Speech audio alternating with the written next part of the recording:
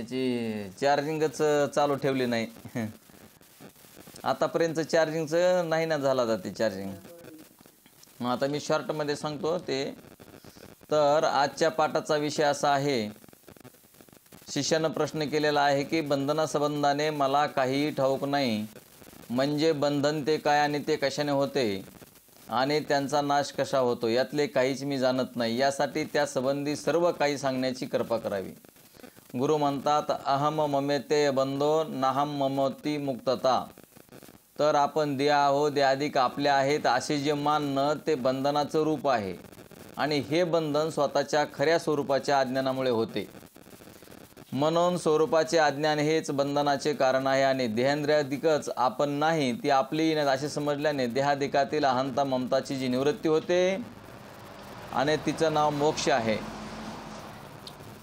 मग शिष्यानं प्रश्न केला की अहंता ममताची निवृत्ती कशी होते. तर गुरु म्हणतात, बा शिष्या, साधनाच्या योगाने अहंता ममता निवृत्त होते. तर शिष्य म्हणतो, तर मग मोठे आश्चर्यच म्हणायचे, कारण मी जी साधने करतो त्या सर्वात मी देह आणि माझा देह असं तर आपण म्हणतच असतो. आणि जर असं म्हणलं तर मग एखाद्याने त्याग केला, तप केलं, जप केलं, विद्वान असला, ज्ञानी असला तर म्हणतो मी केलं, माझ्यामुळं झालं.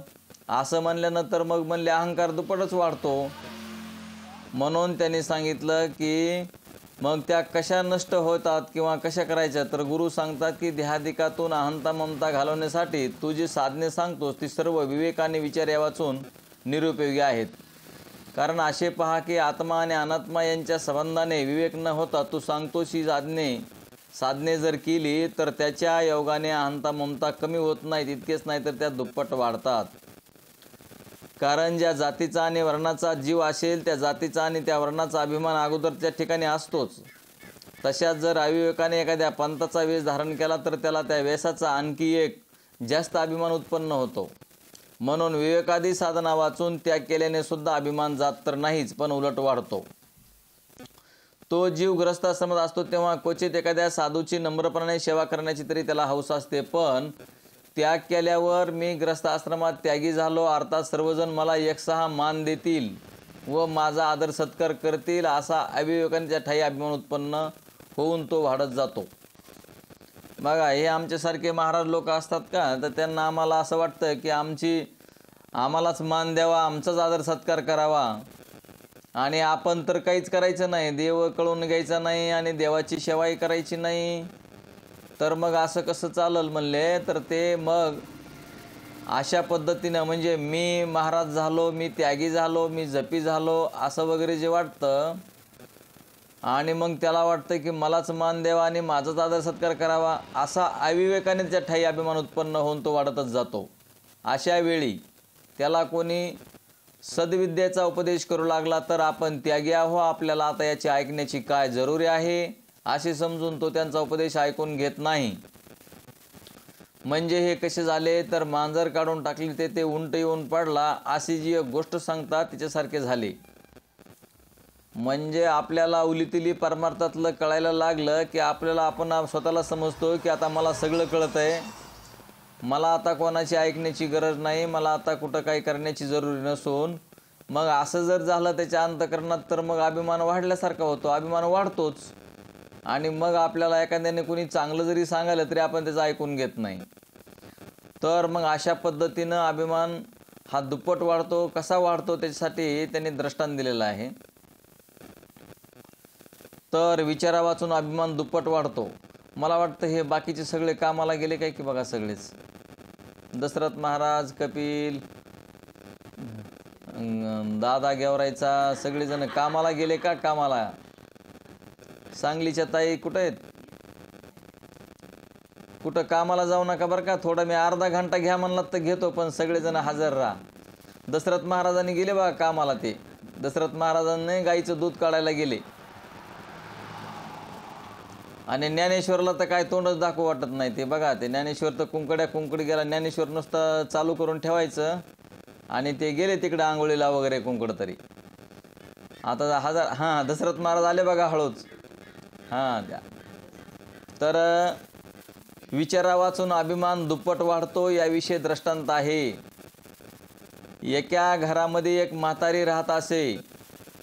एक दिवस एक मांजर आपल्या अंगणात मरून पडलेले तिला आढळले, तेव्हा ते मांजराचे प्रेत स्वतःच काढून टाकण्याचा विचार करून तिने आपल्या घराची सर्व दारे बंद केली. पण अंगणात कवडाचे दार तेवढे मूर्खपणाने उघडे ठेवले. लगेच ती म्हातारी मेलेले मांजर टोपलीत घालून गावाबाहेर नेण्यासाठी निघाली.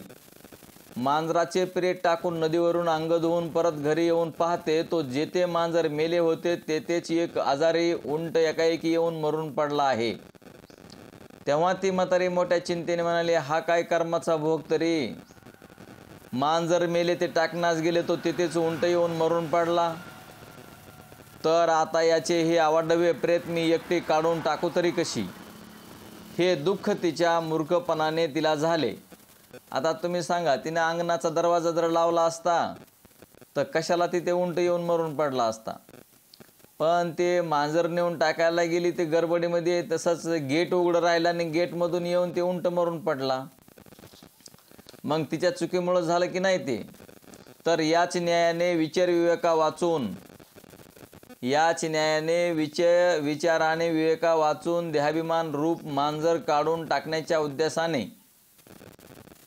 आता त्या म्हातारीचा दृष्टांत संपलेला आहे आणि त्याचा सिद्धांतच आहे हा म्हणायचं.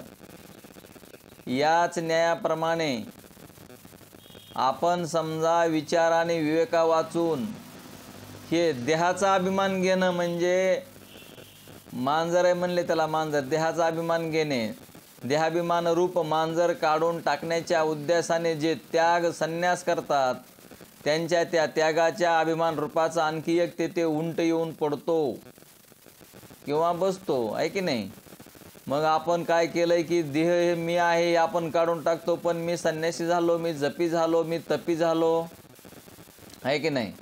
यासाठी जिज्ञासे वाचून, अधिकारा वाचून आणि विधी वाचून ध्यानात ठेवा. यासाठी जिज्ञासा पाहिजे, अधिकार पाहिजे, विधी पाहिजे.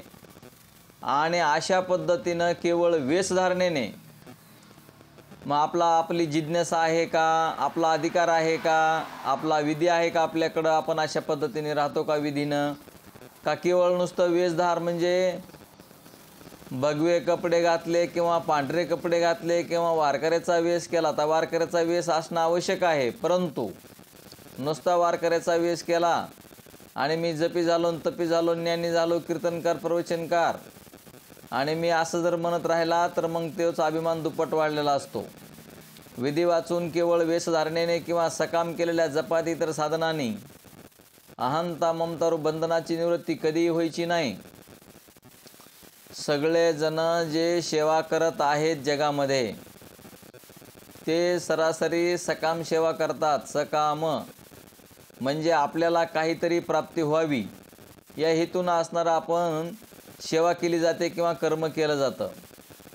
भगवंत मला कळावा, भगवंताचं प्रेम कळावा, भगवंतानं मला मुक्तता द्यावी, जगामध्ये परमात्मा भरून उरलेला आहे, त्या भगवान परमात्माची मला प्राप्ती कशी होईल याचा मात्र कधी आपण विचार करत नाही. मग असं जर केलं तर मग अहंता ममता कशा जातील. शिष्य म्हणतो, तर मग कोणत्या साधनाने अहंता ममताचा नाश होतो ते कृपा करून मला सांगावे. गुरु म्हणतात, विवेकादी साधनांनी संपन्न होऊन ब्रह्मनिष्ठ सद्गुरू शरण जाऊन त्यांच्या उपदेशापासून झालेला जो आत्मनात्म विचार, त्याच्या योगाने झालेल्या स्वरूपाच्या ज्ञानाने म्हणजे अज्ञानाच्या नाशाच्या द्वाराने त्या अहंता ममताची निवृत्ती होते. तर ध्यानात ठेवायचं की अहंता ममताची निवृत्ती कशी होते. तर आपण ब्रह्मनिष्ठ स्तोत्री आणि दयाळू अशा सद्गुरूला शरण जाऊन त्यांच्या उपदेशातून आत्मानात्म विवेक म्हणजे जे अधिकाऱ्याची लक्षणं आहेत तसा तो आत्मानात्म विवेक करून आत्मा काय आणि अनात्मा काय, आता कालच्याच पाठामध्ये झालं, विजातीय प्रत्ययाचा तिरस्कार करून सजातीय प्रत्ययाचा विचार करून सच्चिदानंद आत्मा ब्रह्मरूप आहे हे ज्ञान ध्यानात ठेवलं पाहिजे. मग असणारं आपलं जे अज्ञान झालेलं होतं, आपल्याला आपण कोण आहोत, आपण सच्चिदानंद आत्मा ब्रह्मरूप आहोत, ते ज्ञान आपल्याकडं असलं पाहिजे आणि आपण ते ध्यानात ठेवलं पाहिजे. मग असणारं त्यांनी वर विचार म्हटला तो हाच की हा देह पंचमहाभूताचे कार्य आहे. हा देह पंचमहाभूतापासून बनलेला आहे, पंचमहाभूतांचं कार्य आहे आणि हे ईश्वरानं निर्माण केलेलं आहे. कारण ह्याच्यामध्ये या सर्व सृष्टीची निर्मिती ईश्वरापासून होते. कारण ईश्वर जर नसता तर हे कोणी निर्माण केलं असतं?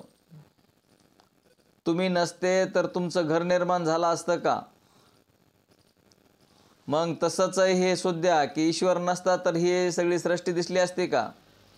तर भगवान परमात्मा आहे, त्याच्या योगाने जे सर्व होतंय आणि जातंय.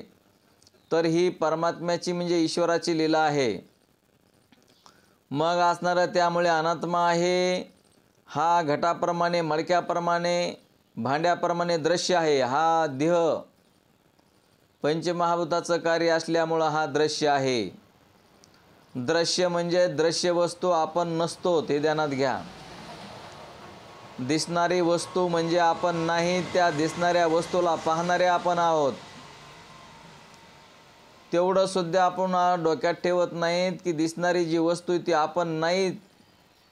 दिसणारी वस्तू वेगळी आहे. तुमच्या समोर काही असेल, तिथं टेबल असेल, पाण्याची बाटली असेल, घर असेल, ही सर्व वस्तू तुम्ही आहेत का? त्या वस्तू नाही. तर तुम्ही त्या वस्तू दृश्यरूपानं, द्रष्टारूपानं तुम्ही पाहत आहात आणि ते दृश्य आहे. दृश्य वस्तू आपण नसतो हे आपल्याला खात्रीशीर कळलेलं आहे.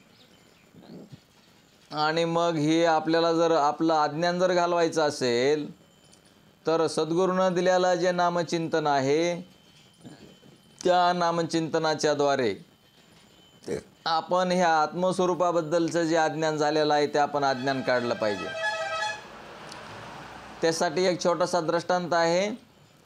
म्हणले सकाळी सूर्य उगवल्याच्या नंतर, सकाळी सूर्य उगवल्याच्या नंतर कमल हे पाण्यामध्ये असतं.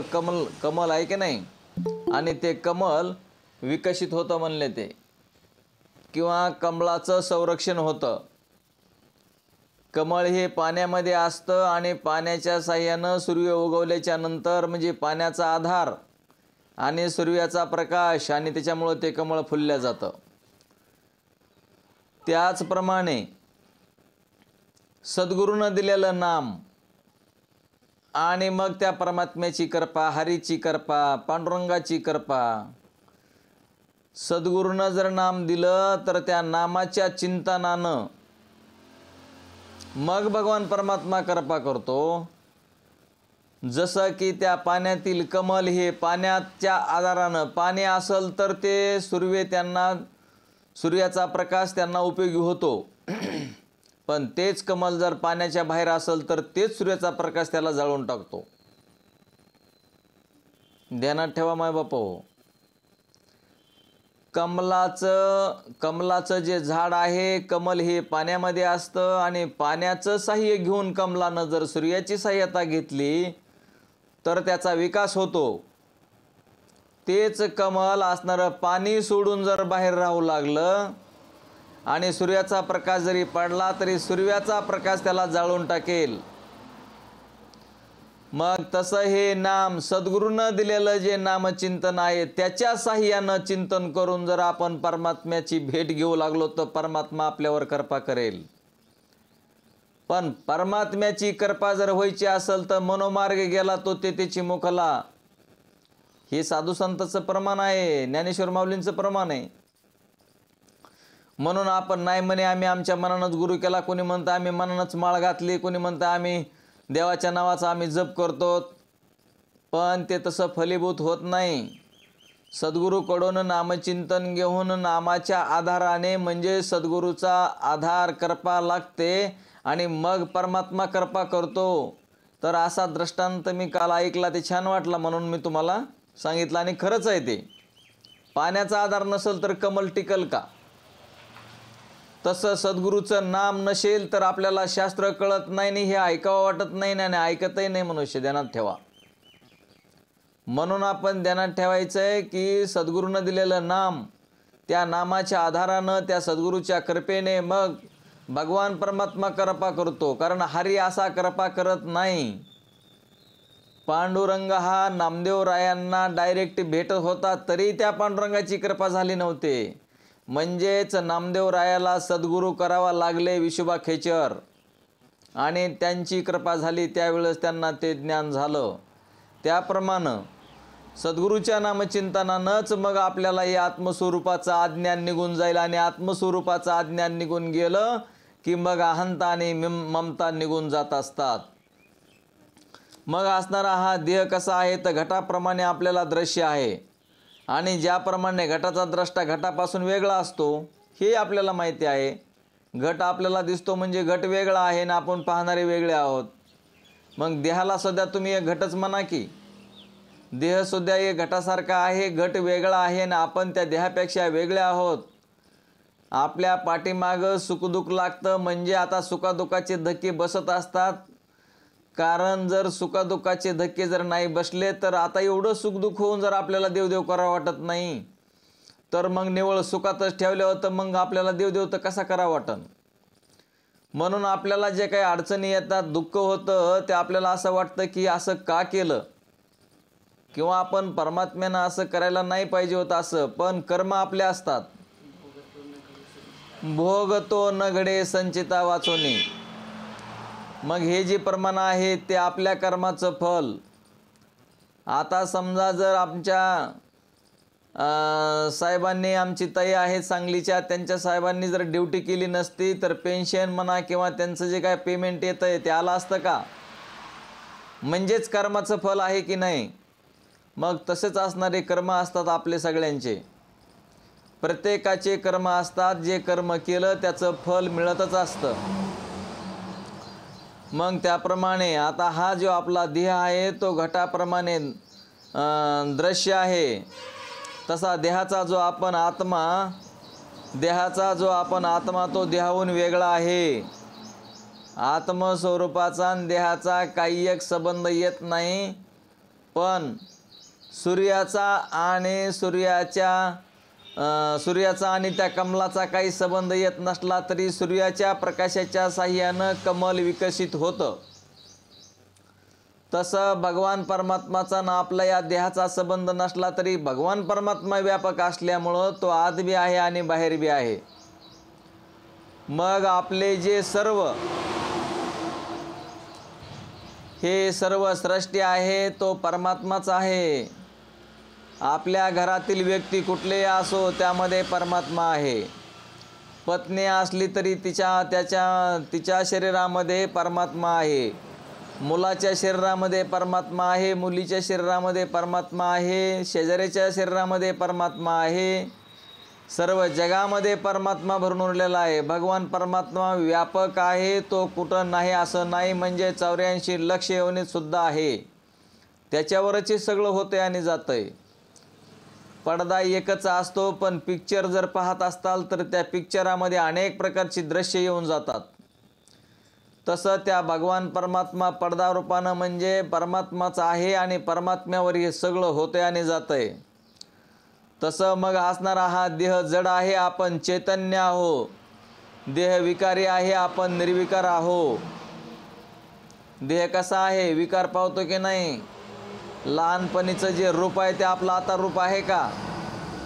तरुणपणीचं रूप म्हातारपणी राहतं का? आणि ध्यानात घ्यायचं, लहान मुलं किती गोंडस दिसतात, किती सुंदर दिसतात, आणि आपल्याच घरातलं म्हातारं माणूस बघा, चेहरा बघा वाटतो का? मग ही जी शरीराची प्रक्रिया आहे ती शरीराची प्रक्रिया अशी बदलत जाते. मग देहाहून वेगळा आपण सच्चिदानंद रूप आत्मा जो आहे त्या आत्म्यामध्ये मात्र काही बदल होत नाही, जशाच तसा आहे, आणि ते आपलं खरं रूप आहे. मग हा देह जड आहे, आपण चेतन आहोत. देह विकारी आहे, आपण निर्विकार आहोत. देह क्रियावान आहे, संगवान, मलिन आहे.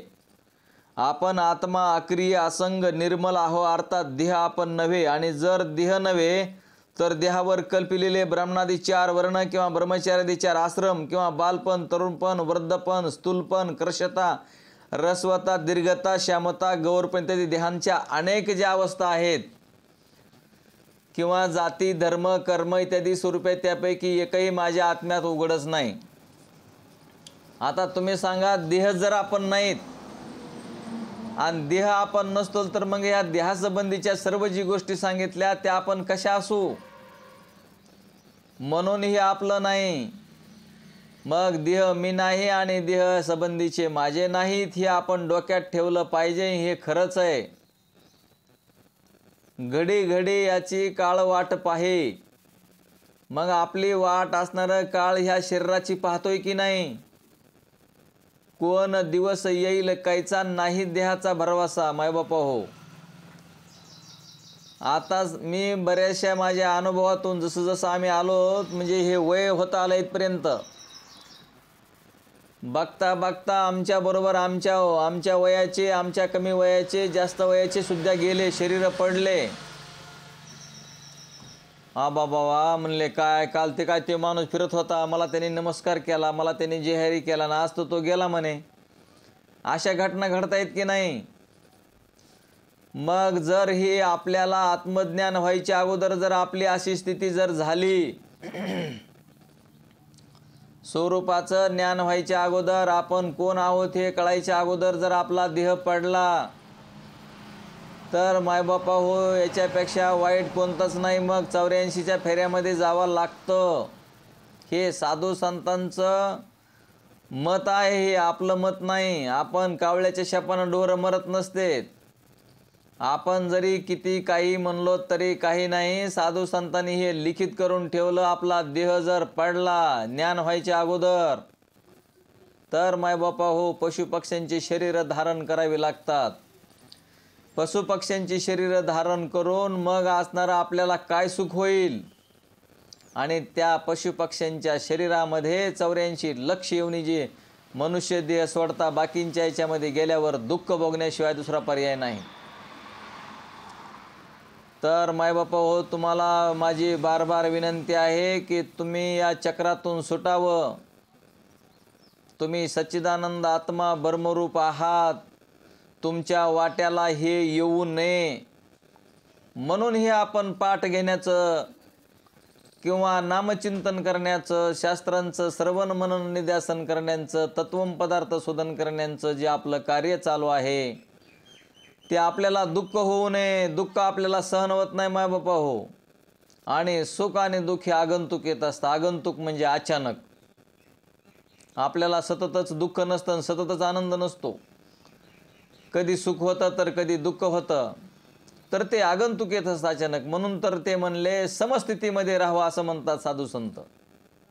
आता आपली समस्थिती राहत नाही, आपल्याला दुःख होते, तर ते होत असते, पण त्याच्यामध्ये समस्थितीमध्ये राहायला सांगितलं. म्हणून असणारा कोणचा दिवस कसा येईल हे सांगता येत नाही आणि कोणाचा देह कधी जाईल ते सांगता येत नाही. म्हणून आपला हा देह आहे तोपर्यंतच आपण हे नामचिंतन करून याच्याबद्दलचे आपले आटोकाट प्रयत्न केले पाहिजे. आपण शास्त्र पाहिलं पाहिजे, नामचिंतन केलं पाहिजे आणि आपण आत्मस्वरूप कशा आहोत ते आपण कळून घेतलं पाहिजे. म्हणून हे आत्मा कसा आहे, तर आत्मा अक्रिय आहे, असंग आहे, निर्मल आहे. अर्थात देह आपण नव्हे, आणि जर देह नव्हे तर मग देहावर कल्पिलेले हे जे 4 वर्ण 4 आश्रम, ह्या देहादिकाच्या अवस्था ह्या आपण कशा असतो, मग त्या आपल्या नाहीत. म्हणजे आपल्या आत्मस्वरूपावर हे निर्माण होते आणि जात आहे. तर म्हणून अशा प्रकारच्या विचाराने देहातून अहंता निवृत्त होते. मग अशी अहंता निवृत्त करायची. अहंता ममता कशा घालवायच्या त्याच्याबद्दलचं हे सांगायलेले आहेत. अशा प्रकारच्या विचाराने देहातून अहंता निवृत्त होते. आणि देवदत्त, विष्णुदत्त, शिवदत्त इत्यादी जी नावे आहेत ती सुद्धा देहासंबंधी व्यवहार सिद्ध करण्यासाठी देहाच्या ठाई कल्पिलेल्या आहेत. कोणीही सांगा, आपण ज्या दिवशी जन्माला आलो, आता माझं नाव श्रीराम ठेवलेलं आहे, माझ्या कपाळावर काय पेन्सिलनं काय पेनानं लिहिलं होतं का ह्याचं नाव श्रीराम आहे म्हणून? आपल्याला नाव नसतं, त्यासाठी ज्ञानेश्वर माऊलींची ववी आहे, उपजली या बालकाशी नाव नाही तयापाशी, ठेवली या नावाशी ओदेत उठे. आता हे जे आपले नावं ठेवलेले आहेत, मुक्ताबाई, ज्ञानेश्वर, कपिल, दशरथ, ताई, हे सगळे आहे की नाही दादा, हे सगळे यांचे आपले जे नावं ठेवलेले आहेत की नाही, तर आपला व्यवहार, आता आपण बोलताना कुणाला बोलायलो, त्यांनी सांगितलं फोनवर बोलताय, कुणाला बोलताय, नाही नाही म्हणे मुक्ताबाईचा कॉल आला म्हणून मुक्ताबाईला बोलतो. मग मुक्ताबाईचं नाव ह्या देहाला मुक्ताबाई नाव ठेवलेलं आहे आणि म्हणून आपण अशा पद्धतीनं सगळ्यांची नावं असतात, नाहीतर आपल्या देहाला नावसुद्धा नाही. आता ज्याला नाव नसतं ते आपलं कसं असन? देह पंचमहाभूताचं कार्य आहे, ध्यानात ठेवा. देह आपल्याला परमात्म्याने दिलेला आहे आणि तो आपल्याला अनुकूल प्रतिकूल परिस्थिती ठेवतो. मग आता आणि सरासरी जास्त प्रमाणामध्ये अनुकूल स्थिती असते, अनुकूल स्थिती, प्रतिकूल स्थिती जास्त नसते आणि अनुकूल स्थितीमध्ये परमार्थ होत असतो. म्हणून आपल्याला अनुकूल स्थिती ज्यावेळेस असेल त्यावेळेस आपण परमार्थ केला पाहिजे. आत्म्याच्या ठाई नाहीत मग असणारं काय म्हणले? हे जे सर्व काही कल्पिलेलं आहे ते हे देहाच्या ठाईचं सगळं देहाबद्दलचं आहे. आत्म्याच्या ठिकाणी काही एक नाही. तथापि देहाहून आत्मा वेगळा असे जीव जाणत नाही. जीवाला ते कळत नाही की मी ह्या देहापेक्षा वेगळा आहे म्हणून.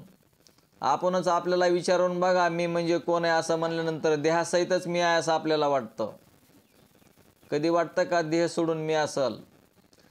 तर त्यामुळे देहास दिलेला कल्पित नावाचा आत्म्याच्या ठिकाणी जो त्याने अभिमान बाळगलेला असतो, म्हणून हा देहाचा जो अभिमान आहे तोही विवेकाने आणि युक्तीने विचार करून निवृत्त करावा. असे पहा की तुम्ही कोण आहेस म्हणून तुला कोणी विचारले तर मी देवदत्त नावाचा आहे असे त्यास उत्तर देतात. पण तो आता जर विचार कर म्हणले, देवदत्त हे जे नाव तुझ्या स्थूल देहाला प्राप्त झालेले आहे ते देह जन्मास आल्यावर 10व्या किंवा 12व्या दिवशी दुसऱ्या कोणीतरी ठेवलेले आहे.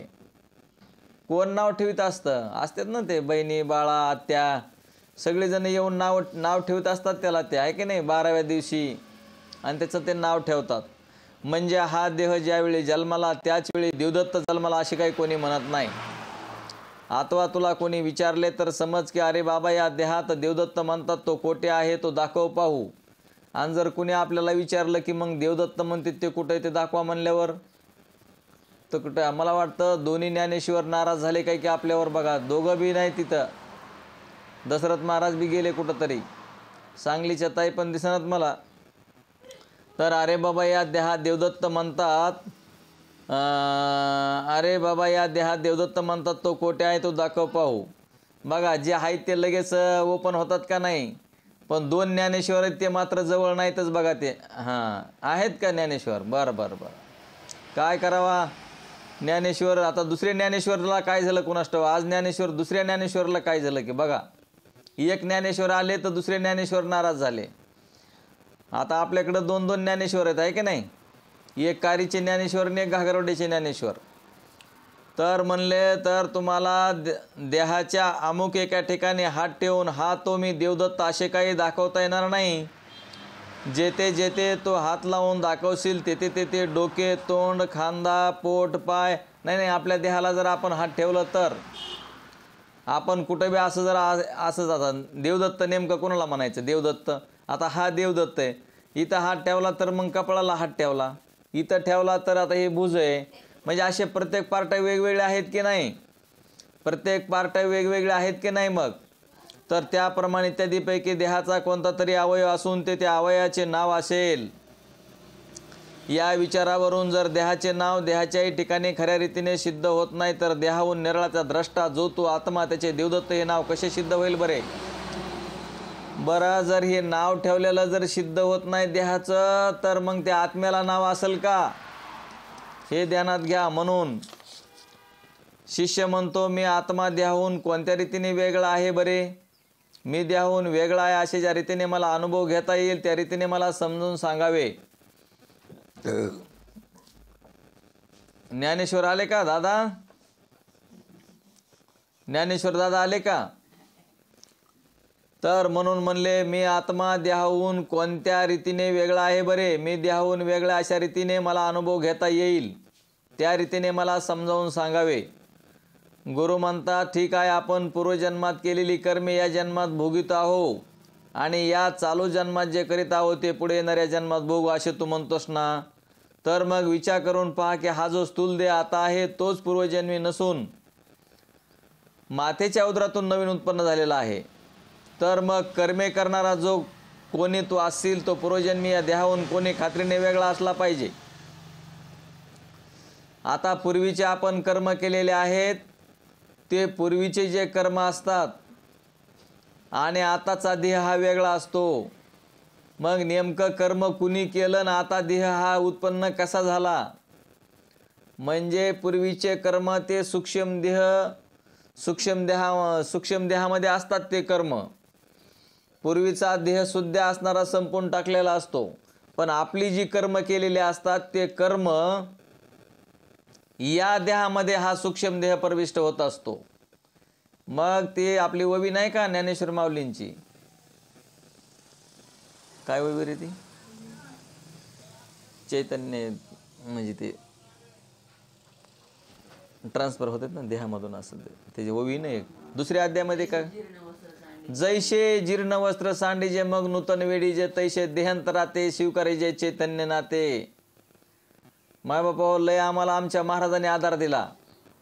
जे ध्यानात येत नाही ते आम्हाला आणून देते ध्यानामध्ये, प्रमाण सांगतात पाठीमागून हळूच.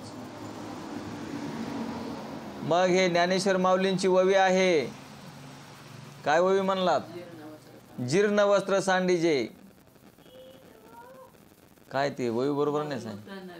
मग नूतन वेडीजे तैसे देहांतराजे स्वीकारीजे चैतन्य नाते.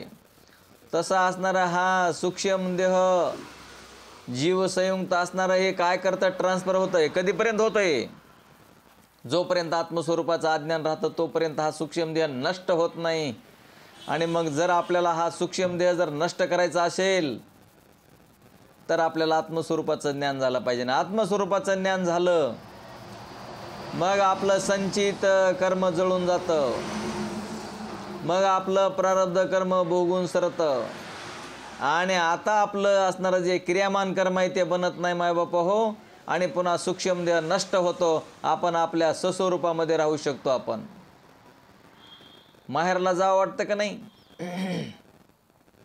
माहेरला जावं वाटतं आहे की नाही? कधीतरी का होईना पण माहेराला जावंच वाटतं. जास्त काळ जरी सासरला असलं तरी पण केव्हा तरी 1 दिवस 2 दिवस का होईना पण माहेरची आठवण येते. तसंच हे मायबापा हो, आपण स्वस्वरूपामध्ये राहायचं असेल तर माहेरात जाणं आहे. स्वस्वरूप म्हणजे आपलं मूळ ठिकाण आहे. आपलं स्वस्वरूप ह्या ठिकाणी आपल्याला दुःख नसतं. जर मुलगी माहेराला गेली तर आई काम करू देत नाही, भाऊजाई काम करू देत नाही ना, काय कोणी कामं करू देत नाहीत. नाही माझी लेक आली म्हणतात, माझी लेक आली, बस माय बस 2 दिवस, लय तिकडं काम करतीस, बसून खा माय, नको त्रास घेऊ, आहे का नाही, शांत बस म्हणतात. आणि मग अशा पद्धतीनं हा स्थूलदेह आता आहे तोच पूर्वजन्मी नसून मातेच्या उदरातून नवीन उत्पन्न झालेला आहे. तर मग कर्मे करणारा जो कोणी तो असेल तो पूर्वजन्मीय देहाहून कोणी खात्रीने वेगळा असला पाहिजे. कारण देहाचा नाश झाल्यावर देह तर राहू शकत नाही. अर्थात तो देहाने केलेल्या कर्माचा भोगता देहाहून वेगळा, कर्माचा भोगता देहाहून वेगळा आहे असे सिद्ध होऊन हा स्थूल देहच आत्मा नव्हे हे जे आमचे म्हणणे तुला पटते की नाही? आणखी एका रीतीने हेच तुला मी सिद्ध करून दाखवतो म्हणले. तू बोलतोस ते सुद्धा असे बोलतोस की माझा देह, माझा हात, माझे डोके, माझा पाय वगैरे आपण म्हणतो की नाही. पण त्याच्याबद्दल मी देह, मी हात आहे, मी डोका आहे, मी पाय असं कोणी म्हणतं का? इत्यादी आहे असे काही म्हणत नाही. जसे माझे घर, माझी वाडी, माझी गाडी असे आपण व्यवहारात म्हणतो. पण केव्हाही मी घर, मी वाडी, मी गाडी असे काही म्हणत नाही. त्यामुळे अमुक माझे आहे असे म्हणणारा जो कोणी तो स्वतः त्या पदार्थाहून वेगळा असलाच पाहिजे हे याही विचाराने अगदी सिद्ध होते. यावर तुम्हाला एक दृष्टांत सांगतो म्हणले. आणि हा जो दृष्टांत आहे तर आपण पुढच्या पाठामध्ये घेऊ. बोला पुंडलिका वरदे हरी विठ्ठल श्री ज्ञानदेव तुकाराम श्री ज्ञानेश्वर माऊली महाराज की जय. श्री कृष्ण भगवान की जय. सच्चिदानंद रोहिदास भगवान की जय. सब संतन की जय. आता विश्वात्मके देवे येणे वाग्यज्ञ तोसावे, तोसो निमज द्यावे पसाय दान हे. जे कळांचे व्यंकटी सांडो तया सत्कर्मी रती वाढो. भोता परस्परे पडो मैत्र जीवांचे, दुरितांचे तिमिर जावो.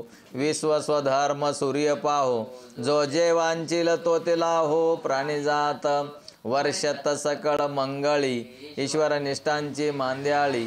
अनावरात भूमंडळी भेटो तया भूता चला कल्पतरूचे आरव चेतना चिंतामणीचे गाव बोलते जार्णव पियुषांचे चंद्रमेजे आलंचन मार्तंड जे तापहीन ते सर्वाई सदा सज्जन सोयरे होतू किंबहुना सर्व सुखी पूर्ण होऊन ती लोकी भजिज्वादे प्रखे अखंडित आने ग्रंथोपजीविये विशेषी लोकीये द्रष्टा द्रष्ट विजय हुवावेजी एत मने श्री विश्वेश्वरावो येने वरे ज्ञान देवो सुखिया झाला येने वरे ज्ञान देवो सुखिया झाला येने वरे ज्ञान देवो सुखिया झाला. ओम शांती शांती शांती.